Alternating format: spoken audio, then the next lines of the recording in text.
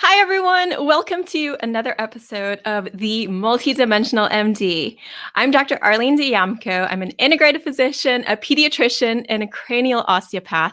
And my mission is to help bring the intuitive spirit back to medicine in a practical and tangible way. So, what I'm going to go through today is what I've been noticing this week. And people just don't know how to feel. They are going through so many things. They're transitioning back to school, back to work. There's been so much loss, but there's also been things to be thankful for. There's start of new jobs. There's happiness and sadness all at once. And there's so many emotions of so many different kinds that it's creating confusion in the body and mind. And people don't know how to feel. They've been through so much at this point that it just really feels all jumbled up. So what does that feel like in the body? I've had requests to share more about what it feels like to me as a cranial osteopath. And maybe if you hear the descriptions, it could actually help you tap into your own intuitive abilities. So the first thing I'm going to go through is just what I feel and how I'm able to notice these patterns in people. So it's not always like what people say, but it's like how they feel to me. So what I feel in the body is that energetically, it feels confused. There feels like there's a lot of chaos. So if you imagine like static, instead of things feeling like nice and smooth, there's just like energy going this way and that way. And the physiology will match that too, because sometimes the heart rate will be a little bit faster. The breathing might be a little more shallow, like a minor panic feeling or just this feeling of anxiousness and anxiety. But on top of that, it's just like if you were to be able to feel the energy with your hands, it's like you're just feeling things kind of spitting out from all different directions. So I don't know, you might be able to notice that in yourself. And this is part of the thing I want to help teach people is to connect mind and body. And this is why I want to share these details with you. It's like if you were to just scan your body, what do you feel?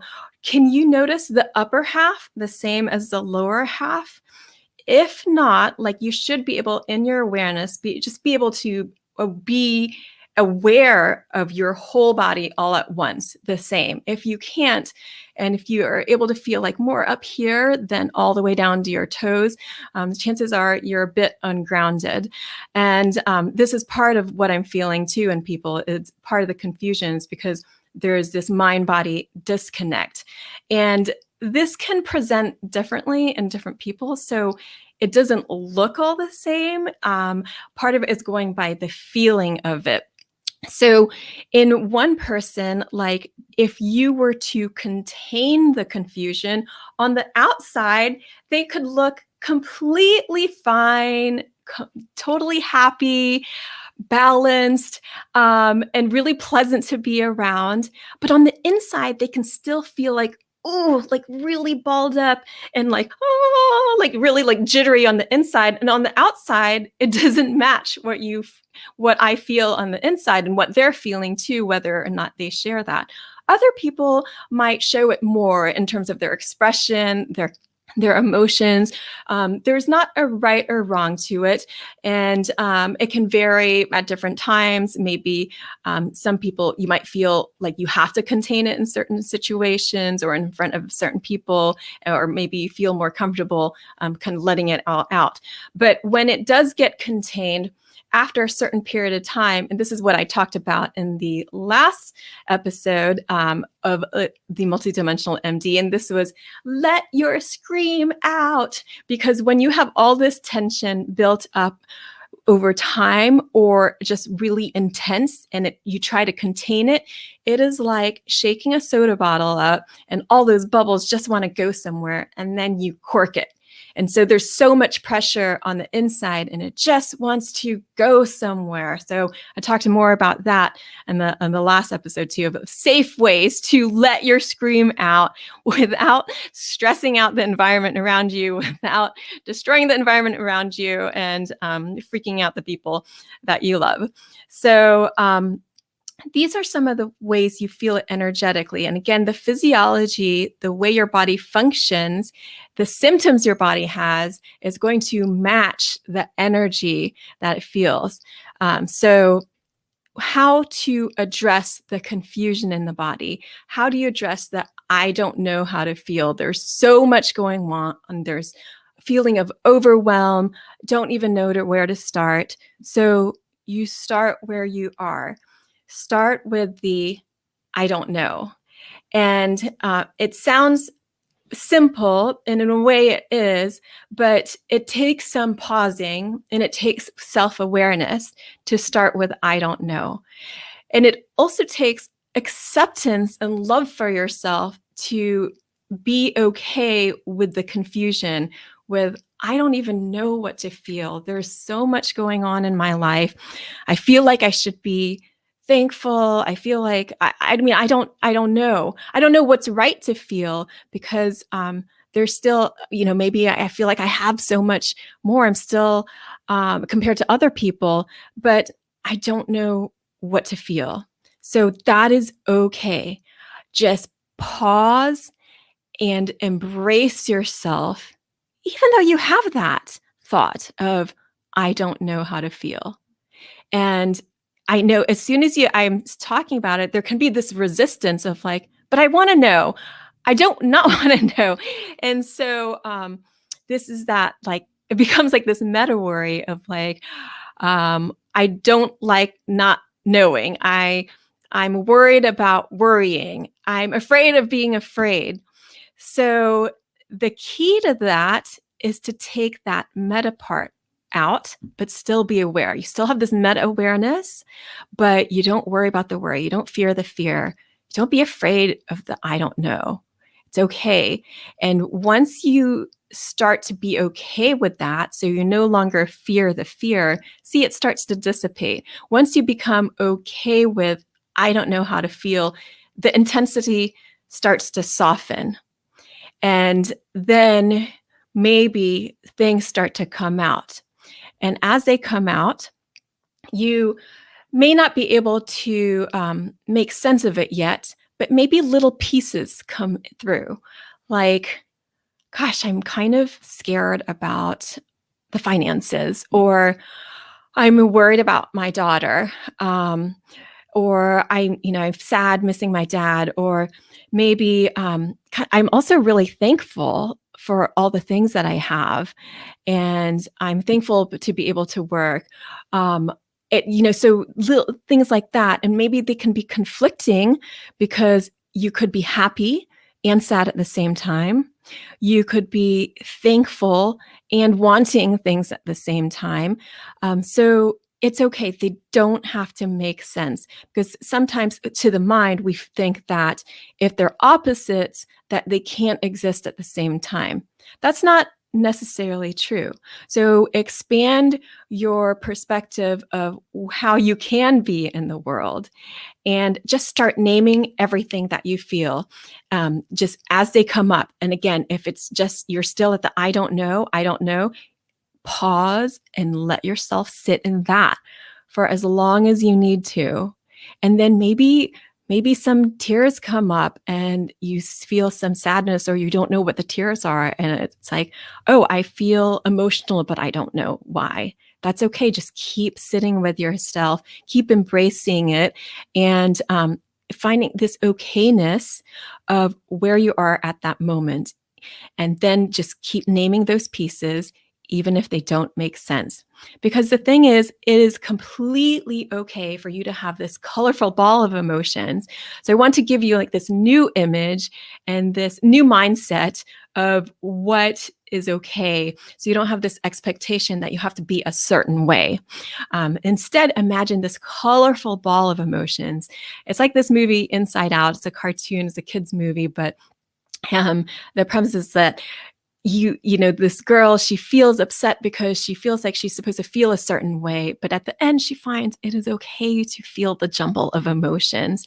And so I want you to have this image of a ball that's colorful, that maybe represents the different emotions you have. And the thing is, it can be ever changing from moment to moment, and that's totally okay. So then as you name certain things, certain pieces of what might bubble up for you, then maybe 5 minutes later it changes. And see, it's just kind of going along with it wherever you are from moment to moment with awareness. And if you have this idea that, oh, I can be this colorful ball of emotions, and that is totally still lovable and totally still deserving. And gosh, I really care about myself anyway. Even if I have all of this stuff going on, it's okay because I love myself so much. So have that image to help shift your mindset. And then what you can do to make it more tangible is I love this book by Peter Reynolds. I talked about it in another episode too. And it's about making your mark. So this colorful dot. So a dot can be a circle. It can be a little dot, or it can be a big circle, however you want. So just draw a circle. And then you can, even if you just had a pen, you could just start coloring in or using your scribbles to represent your different emotions. You can take color and you can fill that in. And see, there's no really right or wrong to it. I'm just starting to fill in this whole circle here. And you can make your designs whatever you want. Gosh, it really doesn't matter. I'm not really a great illustrator, but the point is, it doesn't matter how you fill it in. If it just helps, like, especially if you're not so visual, to make it more tangible for you and to have this tangible representation of the confusion that you're feeling in your body, of the I don't know. And you could, it doesn't have to be colorful, but it can. There's no right or wrong. It's whatever you make it, and just let it be with your awareness to represent what you're going through. And combining, see, that purposeful movement with the mind and with an awareness of, I feel something, but I don't understand. See, this is, you are telling yourself, you're creating this intention that I'd like to get to know myself better. I'd like to get to understand myself better. And that is so healing, because that is aligning mind, body, spirit. And this is always the point of returning to balance, of healing. And when I say this, this is really on all layers. So it's not just mind, body, it's not just mental healing, emotional healing, body healing, spiritual healing. It's on all layers. And so if you need to, if kind of delving into this mental emotional piece is still kind of overwhelming, then I would encourage you to even back up a little bit more and take a look at basic needs, because again, healing is on all layers, and you want to follow that ease to your body. Because I've seen people come in and they're like, I'm really anxious and I don't know why, but it started after I got up and started exercising at 5 a.m. every morning, and they used to wake up at 10 a.m. So, we'll start with the obvious things, right? Maybe you weren't getting enough sleep. Maybe it was just too much of a change and you needed to be more gentle with yourself and to give yourself some transition. It's not that it's wrong to exercise that early in the morning, but if you're not used to it, maybe you need to back off and be more gentle with yourself and help yourself transition. Because when you're too demanding with how you're shifting, then it can actually be another stressor. So take a look at those basic needs. Eating well, are you getting all sugar? That's going to add to the confusion. Are you moving your body? How much sleep are you getting? So if it's difficult to get to the mental, emotional, always go back to those basic needs. And as always, I am here to help, and I help in person and virtually. The virtual appointments take on different forms. Sometimes it's just purely kind of going through the energetics of the body, teaching you how to read the signals in your body and to align that mind body more, to get more connected. Because again, when you understand yourself, it is always going towards healing. It is always going towards balance, because deep, deep, deep, deep down, somewhere, you actually know that you are this amazing being. And it's because of that you care about yourself, and these maybe discomforts bother you. if something bothers you, it's because you care.